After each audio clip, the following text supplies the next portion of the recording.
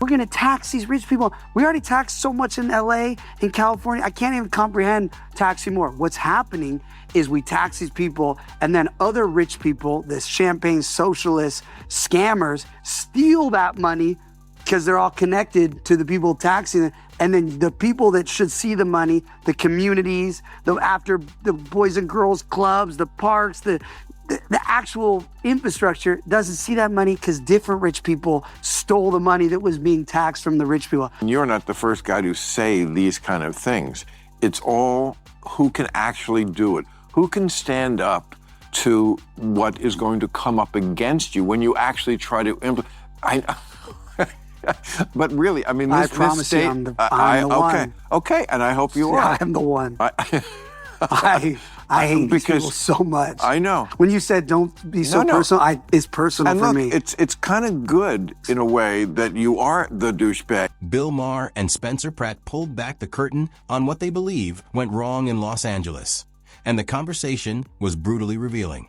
Maher broke down how California's political leadership, in his view, has failed ordinary residents through policies that generate headlines but deliver few results.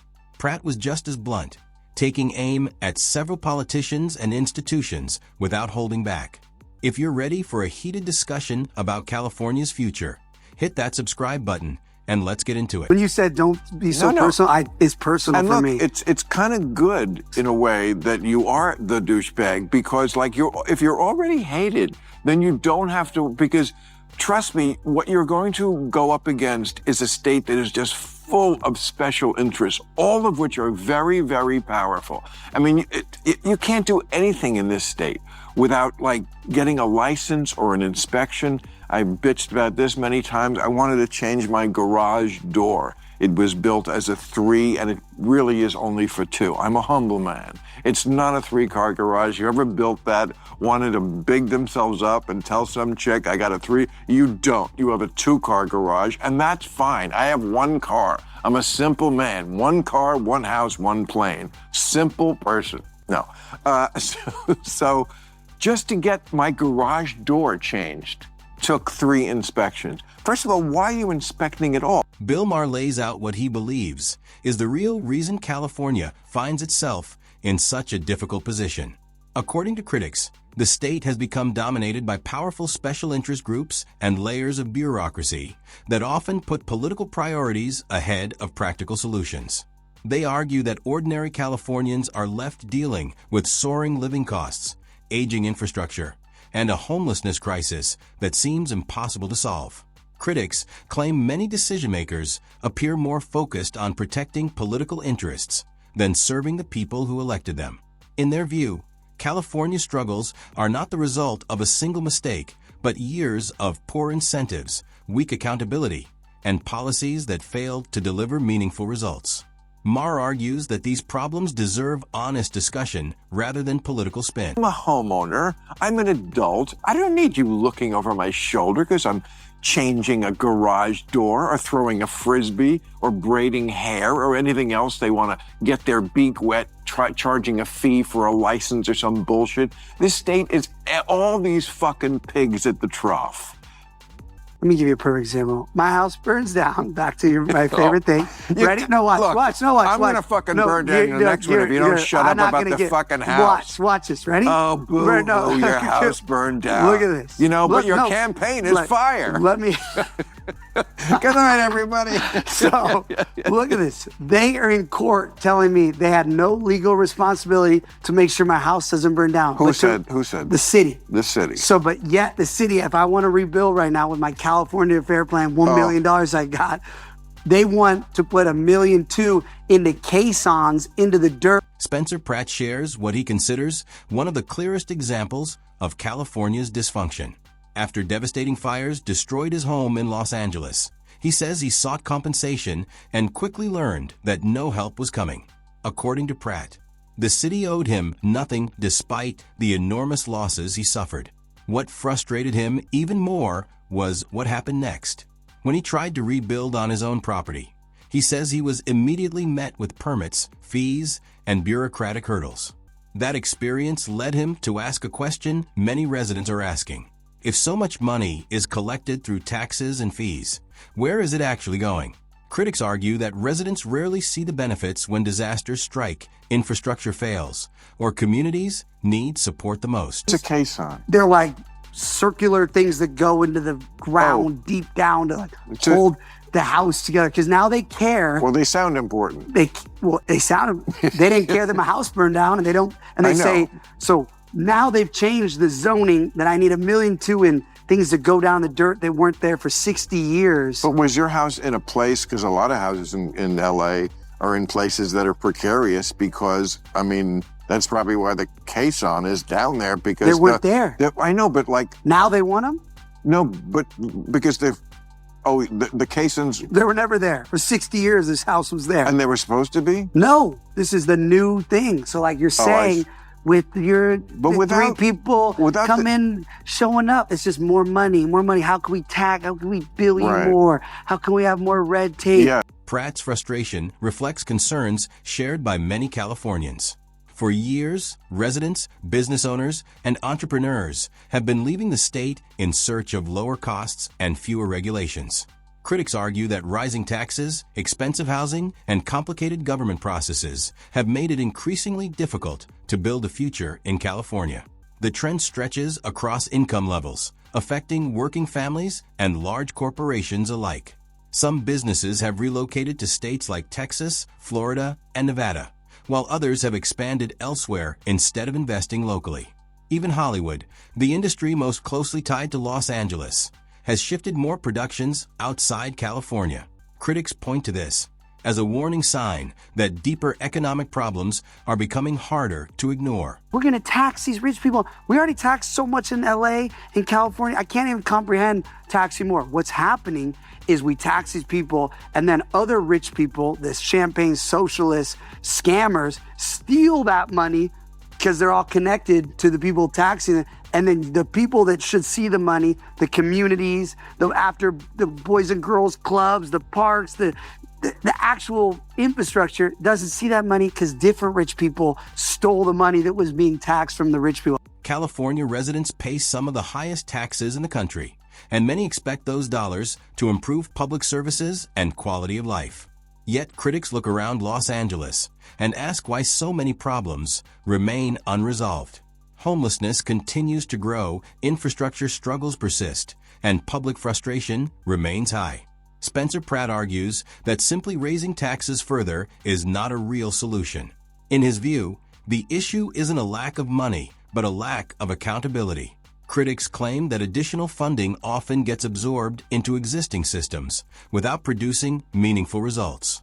They argue that unless the underlying problems are addressed, increasing taxes will only strengthen the same structures that many people already believe are failing. I actually feel like Robin Hood, because I'm coming in and I'm going to say, where's all this money? We're done with everyone stealing the tax money. We're going to actually put it to the people that have turned to socialism because they say America doesn't work. It doesn't work if we let people steal all the tax money and we have no accountability and transparency. At the center of this debate is a larger concern about transparency and accountability. Critics argue that Los Angeles is buried under layers of bureaucracy, departments, committees, and agencies that consume massive amounts of public funding. Yet many residents struggle to see clear results from that spending. Teachers, nurses, small business owners, and working families often ask what they are receiving in return for the taxes they pay every year. Critics say they see more fees, more paperwork, and more delays, but few measurable improvements. According to Maher and others, the problem isn't simply government spending. It's whether that spending produces outcomes that actually improve people's lives. Look, I mean, you're not the first guy to say these kind of things. It's all who can actually do it, who can stand up to what is going to come up against you when you actually try to implement. But really, I mean, I promise you, I'm the one. Okay, and I hope you are. I'm the one. I hate these people so much. I know. When you said don't be so personal, it's personal and for look, me. It's kind of good in a way that you are the douchebag, because like if you're already hated, then you don't have to, because trust me, what you're going to go up against is a state that is just full of special interests, all of which are very, very powerful. Spencer Pratt once entered the race for Los Angeles mayor, and while he didn't win, he believes any serious reformer would face enormous resistance. According to critics, powerful interests have become deeply embedded in the city's political system. They point to unions, lobbyists, donors, and long-established bureaucracies that hold significant influence over how the city operates. Bill Maher argues that meaningful change would require a leader willing to challenge those forces directly. In his view, fixing Los Angeles demands independence, determination, and a willingness to confront powerful institutions rather than compromise with them. Critics believe that's easier said than done in a city where so many interests compete for influence. This year, the LA City Council voted that every homeless tent had to be removed from dozens of locations, yet every freeway overpass still looks like history's saddest Coachella.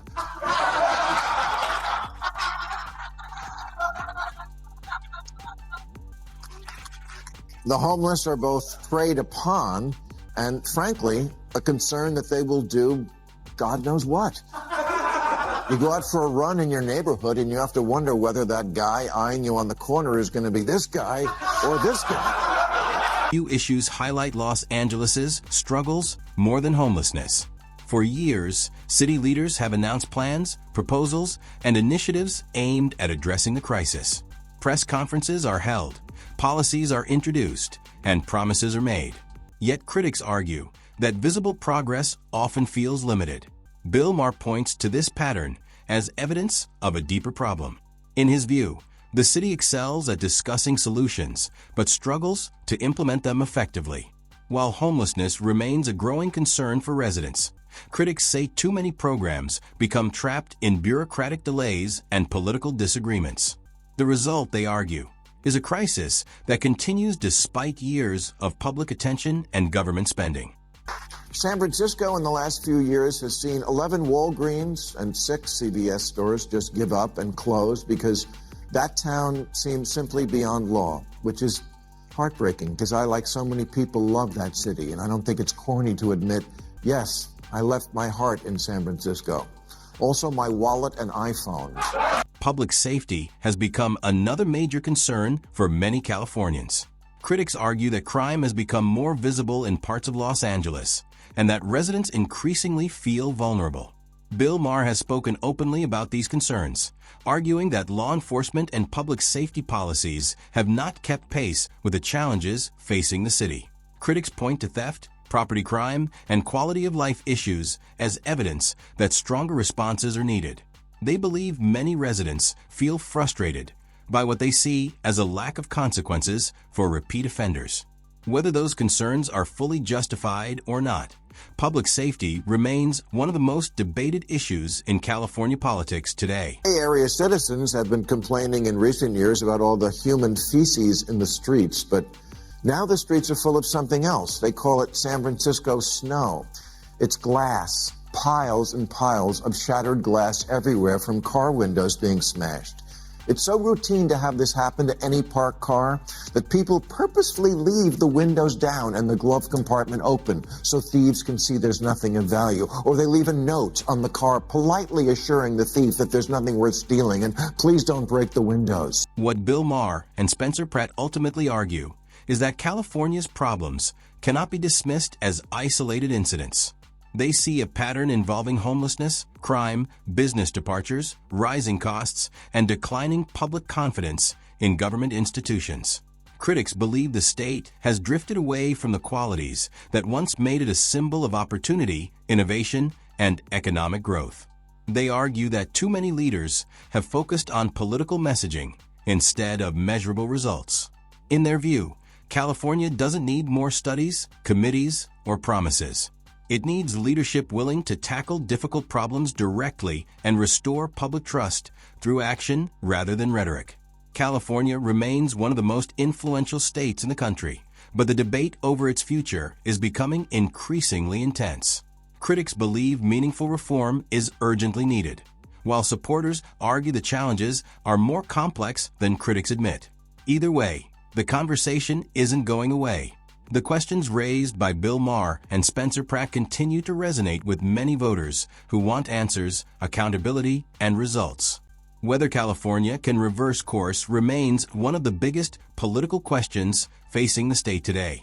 If you enjoyed this video, hit the like button, subscribe for more content, and thanks for watching. We'll see you in the next one.